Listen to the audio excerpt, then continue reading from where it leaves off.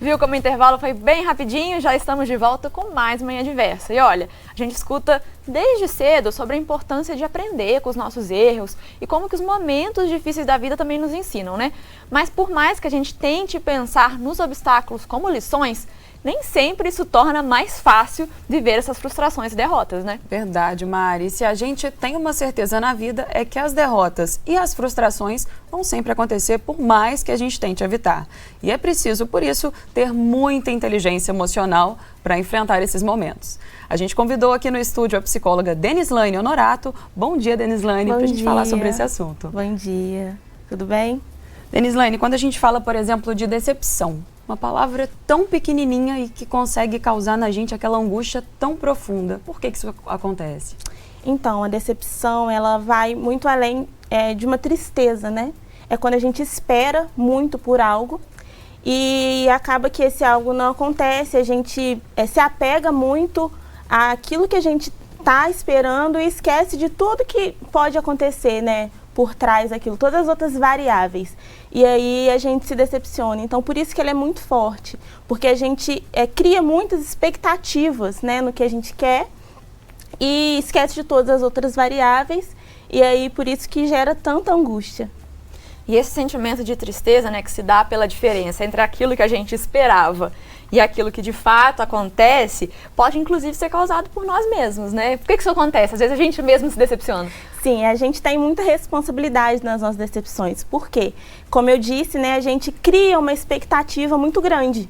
Então, a gente esquece de todas as outras variáveis. Por exemplo, numa prova, eu posso passar ou não. Então, se eu crio uma expectativa muito grande de que eu vou passar naquela prova e isso não acontece, eu posso me decepcionar muito. Então, a gente tem, sim, né, uma responsabilidade nessas decepções, porque a gente cria muitas expectativas e esquece das outras variáveis. É uma situação, então, que ela pode ficar no campo do desejo, mas sempre com aquele pezinho no chão. Isso, é isso? Exatamente. É isso que gera a decepção, que quando a gente não coloca o pé no chão, né, e sempre pensa no que a gente quer, mas esquece das variáveis. E quando a gente espera mais das outras pessoas de uma forma assim mais desmedida, já é uma decepção certa? Está quase que anunciada? Então, sim, porque as pessoas, elas vão errar sempre com a gente, elas vão nos decepcionar em algum momento. Então, sempre que a gente espera só o melhor, infelizmente, né, sempre que a gente espera só o melhor, provavelmente em um momento a gente vai se decepcionar. E esse aprendizado, né, dessa forma de a gente conseguir gerir esses sentimentos e lidar com essas decepções. Esse aprendizado, ele tem que começar logo na infância? Sim, é muito importante, né, essas ferramentas, elas serem já faladas na infância. Porque muitas coisas que a gente vive lá na infância refletem, né, na nossa vida adulta.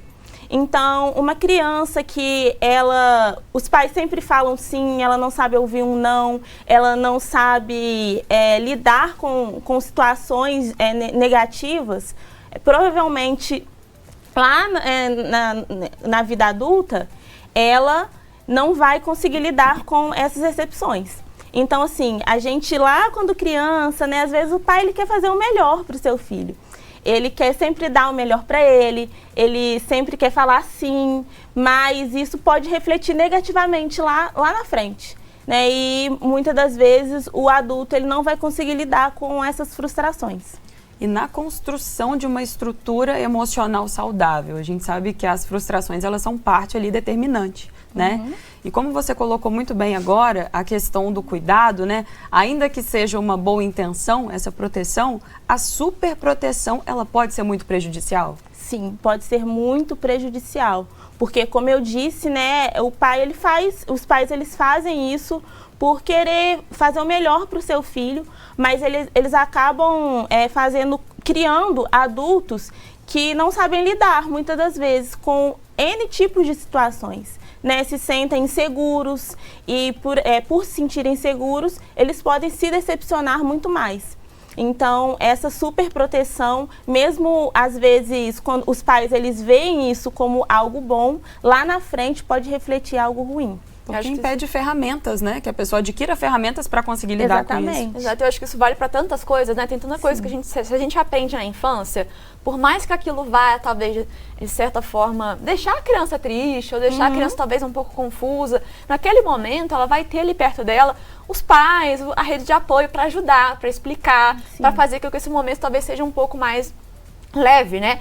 Sim. Agora, se você deixa para aprender quando você é adulto e tem que lidar com aquilo tudo sozinho ainda por cima, além de tudo, além de você não ter adquirido essas ferramentas para você conseguir lidar com isso tudo, você não vai ter essas pessoas ao seu redor para te abraçar, para te amparar, para te ajudar. Às vezes você está sozinho no mundo, né? Assim, por mais que às vezes, né, você vai ter o seu pai também para você ligar e conversar, não é a mesma coisa, né? E quando você entende aquilo desde criança, tem esse amparo para entender, além de facilitar para quem é adulto, facilita no momento de aprender, né? Porque você tem esse amparo todo. Então, só tem vantagem de a gente aprender isso desde a infância, né? É verdade, com certeza. E aí a gente, né, erra, né? A gente comete deslizes, injustiças, às Somos vezes, seres né? falhos, né? Exatamente. E, sem querer, né, a gente acaba causando decepção aos outros, né? E a vida, ela não é linear, ela tem curvas, aí as coisas acontecem, né? Então, de que maneira a gente pode talvez se policiar, né, ou ficar mais atento para a gente tentar evitar cometer esses deslizes com o outro, né? Isso aí seria responsabilidade afetiva? Como que é? Sim, eu acho que para a gente se policiar, né, de não sofrer fazer essas coisas com as pessoas, é se colocar no lugar do outro, né? Responsabilidade afetiva. Se colocar no lugar do outro, pensar, poxa, será que eu gostaria que fizessem isso comigo? Será que o que eu estou fazendo está magoando o outro, está chateando o outro? Né? Muitas das vezes, na hora da raiva, ali na hora da briga, a gente não pensa isso. Né? Então, isso sim, seria responsabilidade afetiva. Se eu estou me relacionando com uma pessoa, eu tenho que pensar no que eu estou fazendo para ela. Eu gostaria que fizessem para mim? Então, se não, então por que eu estou fazendo para o outro? Então, é importante a empatia, se colocar no lugar do outro. Até pensar que isso vai ter, de certa forma, uma reação, né? Então, às vezes, a gente faz algo sem ter essa responsabilidade afetiva, e por afetivo a gente pensa em todos os relacionamentos da nossa vida, né? Não só, né, que a gente pensa, às vezes, geralmente, acaba pensando só em relacionamentos românticos, mas vale para todos os relacionamentos. A gente, às vezes, faz, né? Não tem essa responsabilidade, não pensa muito antes de agir, age, a pessoa se decepciona, e a gente acha que vai parar por ali. Mas não. Se a pessoa se decepciona, vai haver algum tipo de reação e aquilo vai voltar pra gente. Então a gente vai acabar se decepcionando também. É verdade. Então a gente tem que, né, cuidar do outro, a gente tá cuidando da gente também, né? E cuidando dos nossos relacionamentos, né? E responsabilidade afetiva é essa que começa lá atrás, eu acredito muito, com aquela postura de humildade, né? Quando somos humildes, assim, de forma suficiente para você reconhecer seus próprios erros, o início tá aí, né? Exatamente. Quando a gente consegue se olhar, fazer esse processo de autoinvestigação, falar o que eu posso fazer melhor, né? Porque a gente não nasce sabendo, a gente não vem com manual, né? O que eu posso fazer melhor? E aí, quando a gente é mais humilde, inclusive, né, com a gente mesmo, eu acho que esse olhar automaticamente é o que a gente tem pro outro. Sim, é verdade. Responsabilidade afetiva é isso mesmo, né? A gente admitir os nossos erros, né? Olhar para dentro e olhar para o que a gente está fazendo para o outro. E quando a gente fala, quando a gente às vezes deixa de falar sobre o que a gente está sentindo, né? Qual que pode ser o efeito disso? É importante que a gente fale dos nossos sentimentos, principalmente com aquelas pessoas que a gente confia? Sim, é muito importante, né, ter uma rede de apoio ali e pessoas que você confia, pessoas que você sabe que querem o seu bem, para você falar, porque às vezes a pessoa ela tem um conselho para dar, às vezes a pessoa está passando por algo parecido, às vezes ela já passou, ela pode te ajudar a passar por aquilo, então é muito importante falar, né, porque se a gente ficar guardando, pode gerar até um transtorno, uma ansiedade, uma depressão, algo que vai te atrapalhar. Então, é importante você identificar, né, a rede de apoio que você tem ali, pessoas que você confia, e falar, mesmo expressar os seus sentimentos. Isso são dois grandes erros, né? O você deixar de falar o que está sentindo e o você falar o que está sentindo com as pessoas erradas.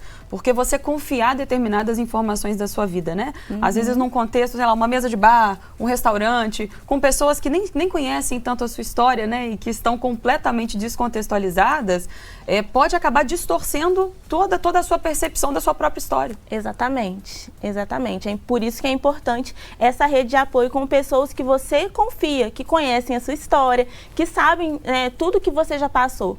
Porque às vezes você fala algo que está acontecendo, fora de um contexto, uma pessoa que não te conhece, uma pessoa que você não confia, vai te dar um conselho que não pode ser, que não é um conselho bom ali naquele momento, porque ela não conhece a história, ela não sabe de tudo que você já passou. E a gente fala muito dessas ferramentas, né, que a gente desenvolve ao longo da vida, que a gente idealmente vai desenvolver desde a infância para conseguir lidar com essas dificuldades, com essas frustrações, essas decepções, mas quando a gente pensa em falar com outras pessoas, né, da nossa confiança, essas pessoas, elas também têm ferramentas, né, e às vezes a ferramenta que ela tem é diferente da sua, e aí ela pode te apresentar uma ferramenta que você não conhecia, né, ou que você não desenvolveu, porque você não passou por aquilo, né, nunca passou por aquilo, ou porque nunca parou para pensar. Então, além desse amparo, que é tão importante, né, que a gente se sente acolhido, se sente, né, é reconfortante saber que você tem alguém que você confia para conversar, ainda tem essa questão de que você pode acabar aprendendo uma coisa nova e criando aí novas ferramentas, desenvolvendo novos mecanismos para lidar com futuras frustrações também, né? Sim, verdade. E essa pessoa pode te oferecer ainda uma lente nova para sua história, sim, né? Com por um certeza. prisma que você até então ele não tinha visto. Algo que você não tinha percebido. Exatamente. Ó, a gente vai dar uma pausa rapidinho no bate-papo, daqui a pouquinho a gente continua conversando sobre isso aqui no estúdio e você pode aproveitar o intervalo para mandar a sua participação. O WhatsApp é 32999397416 e o Instagram é @tvdiversa. Não sai daí.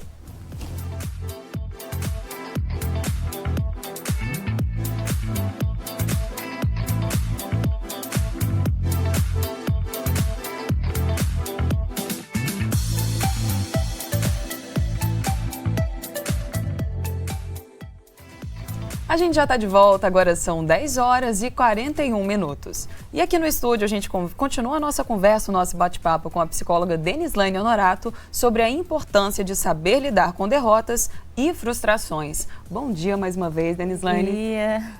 E a gente volta falando então sobre esses sentimentos e eu queria saber, inclusive é uma pergunta particular, por que em alguns momentos a gente acaba validando mais o sentimento de uma outra pessoa e subestima o tamanho dos nossos próprios problemas? Por que é tão mais fácil, por exemplo, para mim, reconhecer o sentimento de uma pessoa quando ela fica nervosa, estressada, e quando isso acontece comigo, eu sempre acho que eu poderia ter agido melhor? Então, isso pode estar muito relacionado a crenças que você tem sobre você mesmo. Né? Então, pessoas que se cobram muito, pessoas que acham que precisam ser perfeitas, pessoas que acham que não podem errar, que não podem sofrer, né? Muitas das vezes elas invalidam, né? Então, eu não posso ficar nervosa, eu não posso errar, eu não posso sofrer, né? Eu tenho que sempre estar cuidando ali das pessoas, porque elas podem ter todos esses sentimentos. Elas podem ser humanas, né? Elas podem ser humanas, mas eu não posso. Isso, como a gente disse no bloco anterior, isso vem muito da infância também, né? Talvez ali você sempre foi... Os pais ali sempre cobraram muito, né? Que você fosse perfeita, não pode... Sabe aquela coisa? Engole o choro que os pais falam com as crianças. E a sociedade em geral, né? A sociedade em geral também. Então, assim, isso vem muito de lá de trás. Então, assim, eu não posso chorar, eu não posso sofrer, eu não posso demonstrar o que eu estou sentindo. Então, aí a gente se cobra disso, mas quando acontece algo com outra pessoa, a gente valida. Tanto que, né, eu faço muito no consultório um exercício que eu falo assim com os pacientes. Se uma amiga estivesse passando por uma situação como a sua, o que você faria? O que você falaria com ela? Eu falaria isso, isso, isso. Então, por que você não fala com você? Por que você não faz por você? É uma forma de se colocar, né, fora daquela situação. Sair da ilha, né? Sair da ilha e conseguir entender que você também precisa de cuidados. E que você pode ser fraco, né? Exatamente. E aí, por outro lado, também existem aquelas pessoas que parecem que estão numa constante competição de quem sofre mais. Não sei se você conhece alguém que é assim. Que quando você vai desabafar e falar sobre, né, conversar e contar, nossa, aconteceu alguma coisa que me decepcionou, eu tô frustrado por algum motivo, a pessoa parece que está constantemente querendo competir para falar que ela sofre mais. E parece que isso rodeia a vida da pessoa, né? Então, por que existem realmente pessoas que parecem que estão o tempo inteiro apontando para as próprias frustrações e decepções, em vez de lidar com elas? O que como que se elas causa fossem isso? especiais, entre aspas, né? Nesse sentido. Exato. Tudo acontece só comigo. Tipo Sim, isso. Exato. Sim. É porque essas crenças que a gente tem, né? Todo mundo tem crenças. São dois mecanismos que a pessoa lida. Ou ela se faz de forte eu não posso sofrer, mesmo que esteja sofrendo, ou ela se faz de vítima, né? Eu sofro demais, por isso que eu não consigo, eu sofri várias frustrações, várias decepções, por isso que eu não sou ninguém na vida, sabe? Então ela se coloca nesse lugar justamente para não lidar com essa situação, porque nas duas formas a pessoa não lida com a situação, né? Mas são dois mecanismos diferentes. A pessoa que se faz de vítima o tempo inteiro, em vez de, olha, eu tenho um problema, então deixa eu resolver. E aquela pessoa que quer se ver sempre forte, mas também não lida com aquela situação, entendeu? E essas situações de decepção durante a vida, quando acumuladas, né? Quando nada é feito com isso, pode gerar doença? Sim. Pode gerar uma depressão. Traumas podem gerar um transtorno de estresse pós-traumático, né? Então, alguns estudos, eles identificam, até eu estava lendo um tempo atrás, que o cérebro de uma pessoa que tem traumas, que tem decepções e não trabalha isso, é diferente de uma pessoa que trabalha nessas decepções, esses traumas. Então, pode sim gerar, a pessoa ela pode ficar reclusa, né, não conseguir confiar mais em ninguém, se ela não conseguir trabalhar essas decepções, esses traumas, né, essas frustrações que ela passa na vida. E por menor que o problema possa parecer, né, ele pode acabar, talvez, às vezes, fugindo do nosso controle, tomando uma proporção que causa com que a gente talvez precise de ajuda profissional, né? Então, como saber, talvez, que a gente está numa situação que a gente precisa de ajuda e o que é feito ali para investigar o que está por trás quando a pessoa procura essa ajuda profissional? Então, quando a pessoa ela percebe que ela não está conseguindo sozinha, mesmo conversando com as pessoas que ela conhece, né, que ela tem ali na rede de apoio, mesmo assim os dias estão ruins, ela não está conseguindo, quando aquela situação ela está atrapalhando o seu dia a dia, eu não consigo mais trabalhar bem, não consigo namorar, eu não consigo viver ali em sociedade bem. Então, quando ela começa a perceber que esse tipo de situação está atrapalhando o dia a dia dela, então ali é o momento de procurar a terapia, procurar um profissional.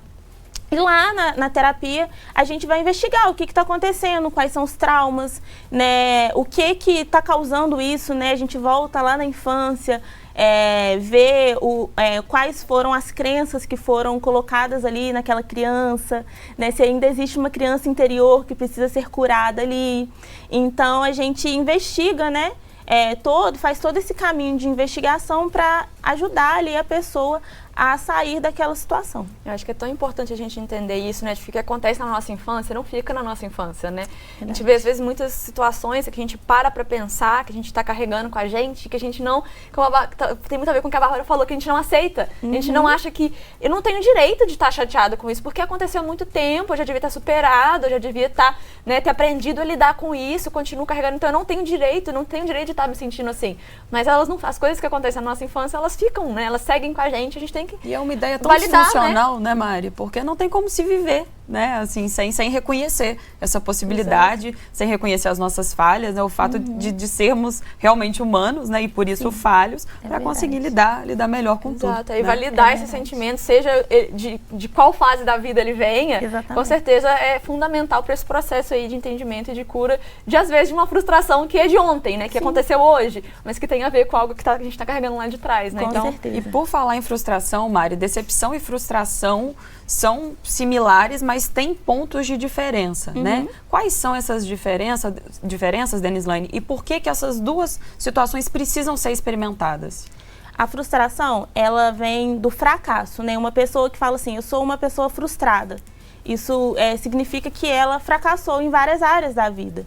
Né? A decepção, ela provém de expectativas que não foram alcançadas, né? Ela é uma frustração, né? Ela vem da frustração, mas ela é de expectativas que não foram alcançadas. Por que é importante a gente lidar com frustrações, com decepções? Porque, como a gente já disse, a vida ela não é linear. Então, a gente precisa passar por isso, entender que a gente tem que passar por isso e aprender a passar por essas situações. Porque lá na frente, por exemplo, se eu passei por algo agora e eu aprendi a lidar com isso, lá na frente, se eu passar por algo parecido ou igual, né, eu vou lidar muito melhor, né, vou estar calejado, como a gente diz, né? E não é que os problemas, eles diminuem de tamanho, né? A gente, em relação aos problemas, é que cresce. É isso aí. Né? E aí a gente vai conseguindo elaborar melhor isso no decorrer da vida. Exatamente. A gente costuma falar que não é a situação, é sim como a gente lida com aquela situação, como a gente vê aquela situação. Então, se eu sofri frustrações, decepções, e eu estou aprendendo a lidar, né? Então, lá na frente, ela vai vir mais leve, né? Mais branda. Até porque elas são inevitáveis, a não ser que a gente viva numa bolha ou numa sociedade perfeita, que não é o nosso caso, né? A gente vai viver frustrações, vai viver decepções, então, assim, elas, por mais que a gente tente fugir delas ou tente se policiar para que elas não aconteçam, elas vão acontecer de uma forma ou de outra e a gente ter essas ferramentas para lidar com elas, com certeza. E o medo dessas coisas acontecerem gera uma tensão, Exato. que também não é nada saudável. Né? Com certeza. E aí, né, quando a gente pensa em futuro, né, eu sou uma pessoa muito sonhadora. Eu sou dessas pessoas que tem vários sonhos para o futuro, várias coisas que eu quero fazer, e eu tenho certeza que muita gente é assim também. Mas e aí, como é que a gente consegue fazer para projetar esse futuro de forma saudável, sem ser engolido pela expectativa, de uma forma equilibrada, para que se a gente chegar lá na hora de talvez tentar realizar esse sonho, ele acabar não sendo como a gente queria, ou acabar não acontecendo, a gente não ser também engolido por essa frustração, essa decepção. É muito importante a gente criar expectativas, né, que sejam, que a gente consiga alcançar. Por exemplo, eu sempre falo isso com os pacientes. Se eu olho a minha situação financeira, e eu coloco assim, poxa, eu quero ir para a Disney no meio do ano que vem. Será que eu tenho financeiro para ir no meio do ano que vem para a Disney? Não, não tenho. Então, por que eu vou colocar essa meta para mim? Então, se eu não vou conseguir ir, logo eu vou me frustrar. Então, como não ser engolido por essas expectativas? Colocando expectativas que a gente consegue alcançar. Né? Se eu colocar, eu vou ler um livro por dia. Eu não vou conseguir ler um livro por dia. Eu tenho que trabalhar, eu tenho que fazer comida, eu tenho que cuidar da casa, eu tenho que cuidar dos filhos, quem tem filhos. Então, muitas das vezes nós nos decepcionamos porque nós colocamos expectativas, colocamos metas, planos que a gente não consegue alcançar, né? Então é importante se ligar nisso, sabe? Eu quero fazer algo no meu futuro, então o que eu posso fazer para alcançar isso? É um passo muito grande que eu estou querendo dar, né? É um plano, é um projeto que eu não vou conseguir alcançar assim rápido. Então eu tenho que traçar mesmo um caminho, traçar um plano para que eu não seja alcançado por essas expectativas, né? Nossa, mas eu quero chegar, mas como eu vou chegar lá, né? Como eu vou chegar lá? Então, é muito importante isso. Até para a gente não ser vítima também daquela frase pronta, né? Não crie expectativas. A expectativa, ela faz parte, sim, é necessária, né? Como sim, forma de informação do que a gente quer, mas aí tem que colocar tudo na balança, né? Tudo na balança, exatamente. A gente recebeu uma interação, Denislaine, que a nossa telespectadora ou telespectador mandou o seguinte, foi sem identificação. Fui abusada durante a minha infância e hoje, mesmo aos 51 anos, não consigo lidar com isso. Como lidar com essa frustração? E aqui a gente fala de uma situação densa, né? É uma situação bem complicada, muito traumática. É bem difícil de lidar com uma situação de abuso, né? Eu não sei se ela já procurou ajuda, um psicólogo, né? Porque na terapia a gente tem mecanismos para trabalhar, né? Esse trauma e essa coisa que aconteceu com ela. Por quê? A gente tem que entender, né? Ele ou ela, né, disse que não consegue lidar. Então, o que acontece? Como que está a sua vida? O que isso atrapalha, né, na sua vida? Tem que começar a pegar esses pontos, né? O que esse trauma hoje ele atrapalha ainda na minha vida? Porque o que ele faz com o meu dia a dia? E como eu posso aprender a lidar com isso? Às vezes, sozinha a gente não consegue. Por isso que é muito importante fazer uma terapia, fazer um acompanhamento para entender aonde que estão esses pontos e o que a gente pode mudar. E acho que entender que a gente não precisa lidar com isso sozinho também é muito importante. Exatamente. Vai desde isso que a gente conversou no bloco anterior sobre procurar nossa rede de apoio, né? a também procurar ajuda profissional, porque muitas vezes a gente tem realmente essa necessidade de achar que a gente precisa lidar com isso sozinho, que é um problema nosso, que a gente tem, seja porque a gente não quer incomodar as outras pessoas, ou seja porque a gente acha que é uma obrigação nossa ser capaz de lidar com aquilo sozinho. Mas a gente não precisa, existem pessoas, sejam profissionais capacitados, sejam pessoas da nossa rede de apoio que estão ali para dar esse amparo pra gente conseguir, né, superar aquilo que muitas vezes sozinho a gente não vai dar conta, né? Não, e que trava a vida, né? Como a gente viu na mensagem, essa pessoa ela tem 51 anos, então é aquela fase da vida, né, que muita coisa acontece, a questão dos relacionamentos, até que ponto isso pode estar prejudicando, né, todas as outras relações, os entraves na vida de uma forma geral. Então, o recado que a gente pode dar para essa pessoa que está acompanhando o nosso programa é realmente o amparo profissional? Sim, é um amparo profissional, procurar a ajuda também da rede de apoio, porque muitas pessoas que foram abusadas, elas não falam com ninguém. Né, eu já recebi casos que a pessoa fala, é a primeira vez que eu estou falando sobre isso, né, aqui na terapia, é a primeira vez que eu estou falando sobre isso. Então, ela guarda aquilo para si. Então, é importante buscar um amparo profissional e um amparo mesmo ali da rede de apoio. Até para conseguir elaborar tudo da melhor forma possível, né, e não se sentir culpada. Sim, exatamente. Porque o sentimento de culpa, né, esse combo, né, decepção, frustração e culpa, não tem como não travar a vida de uma forma geral, né, Mari? Isso tem muito a ver, inclusive, com a nossa próxima pergunta, né? Quais podem ser as consequências graves, né, que podem ser provocadas pela decepção, pela frustração, a ponto de comprometer a forma com que uma pessoa lida com o restante das situações da vida, principalmente em situações que a pessoa não lida com essa, né, deixa guardado, não lida com esse sentimento. Quais que podem ser as consequências graves, né? Porque as consequências imediatas a gente meio que já conhece, mas pode evoluir para algo pior, né? Sim, com certeza. A pessoa ela pode cair numa depressão profunda, né? Ficar reclusa, não querer contato com ninguém. Por exemplo, uma pessoa que sofre várias decepções num relacionamento, ela pode querer não se relacionar mais. Né? Então, uma pessoa que sofre várias frustrações na vida, seja na vida financeira, no trabalho, ela pode querer desistir, sabe? Achar que não vale a pena mais e ficar reclusa e ficar amargurada. Então, assim, ela pode sim gerar questões graves mesmo, uma depressão profunda. Eu acho que é muito importante saber lidar com isso para que não chegue nessa situação. E é uma matemática que não faz sentido, né? Por causa de um capítulo ou de alguns capítulos, a gente prejudicar todo o restante da nossa história. Então, assim, para manter qualidade de vida, para estar com a cabeça sempre, né, fresca, em dia, é realmente ter essa rede de apoio, ter o amparo profissional, né, e conseguir olhar tudo com bons olhos. É isso aí.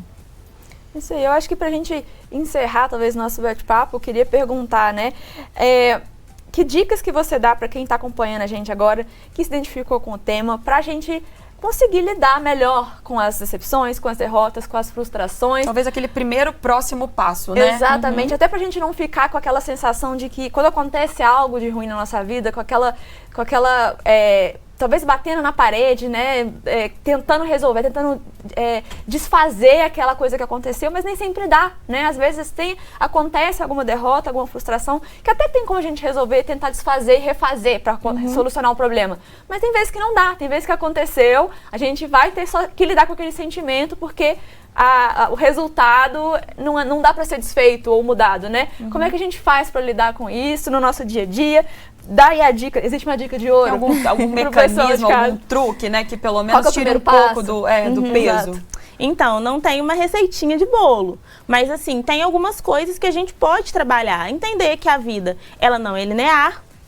Entender que todo mundo passa por frustrações, por decepções, porque às vezes a gente pensa assim, nossa, isso só acontece comigo. Fomos premiados. Nossa, por quê? Eu sou muito azarada. E não, todo mundo passa por situações assim. Todo mundo vai passar por decepções em toda a vida. Então a gente tem que entender, primeiro, né, o que aconteceu? Por que eu passei por aquela decepção? Será que eu tenho alguma responsabilidade naquilo? Será que eu criei muitas expectativas, né, expectativas muito grandes e esqueci de tudo que está por trás daquilo? Então, a primeira dica, acho que a dica mais importante é entender que todo mundo passa por frustrações e decepções. Entender que o que a gente errou, o que a gente pode mudar, o que a gente pode melhorar, né? E sempre olhar o copo meio cheio. Eu sempre falo que muitas vezes a gente olha sempre o copo meio vazio. Por quê? Isso acontece só comigo, acabou a minha vida. E não acabou. Se a gente teve uma decepção, a gente pode passar por cima. Pensar lá atrás, quantas coisas que eu já passei, né? Quantas decepções que eu já vivi, quantas situações ruins que eu já vivi na vida e eu passei por aquilo. Então, eu posso passar de novo. Então, entender isso, né? Como eu disse, não tem uma receitinha de bolo, mas é importante, né, você pensar nesses pontos e quando perceber que realmente não está dando, buscar uma ajuda profissional, buscar a rede de apoio, né, se apoiar ali nas pessoas que você confia também é algo muito importante para aprender a lidar com essas situações. Mas uma ótima dica, né? Já treinar o nosso olhar para as situações, já é um ótimo começo. É isso aí. Denislane, muito obrigada pela sua participação com a gente hoje, por ter conversado sobre esse assunto que é tão importante, né, a gente desenvolver esses mecanismos e saber lidar com essas situações que são inevitáveis, é fundamental para a gente conseguir viver bem, né? Mesmo nas situações que são ruins, né? Então, muito obrigada pela sua presença. Nada, gente. Obrigada a vocês.